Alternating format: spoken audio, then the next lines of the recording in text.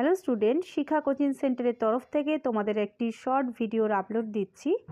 আজকের ভিডিওটা যারা এবারে মাধ্যমিক দিতে যাচ্ছ তাদের 8 নম্বরের যে ইতিহাসের বড় প্রশ্ন একটি মাত্র লিখতে হয়, সেই কোন বড় প্রশ্নগুলো করলে তোমরা কমন পেতে পারো সেই বড় প্রশ্নগুলো আমি একটু বলে দিচ্ছি, তোমরা একটু টুকে নাও। 19 শতকে বাংলা নবজাগরণের চরিত্র প্রকৃতি আলোচনা করো। ব্রহ্ম আন্দোলনের বিবর্তন ও বিভাজন বৈশিষ্ট্যগুলি লেখো। সাঁওতাল বিদ্রোহের কারণ বৈশিষ্ট্য ফলাফল লেখো। নীল বিদ্রোহের কারণ ও ফলাফল আলোচনা করো। লেখায় ও রেখায় জাতীয়তাবাদের বিকাশ এর পরিচয় দাও। 1857 সালের মহাবিদ্রোহের চরিত্র প্রকৃতি লেখো। ছাপাখানার বিকাশে উপেন্দ্র কিশোর রায়চৌধুরী ইউএন রায় অ্যান্ড সন্সের ভূমিকা আলোচনা করো।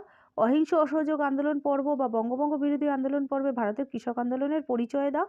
অহিংস অসহযোগ আন্দোলন বা আইন অমান্য আন্দোলনের নারীদের ভূমিকা আলোচনা করো। সশস্ত্র বিপ্লবী আন্দোলনে নারীদের ভূমিকা আলোচনা করো। এই হলো 8 নম্বরের প্রশ্ন। এগুলো তোমরা একটু ফলো করো, অবশ্যই কমন পাবে।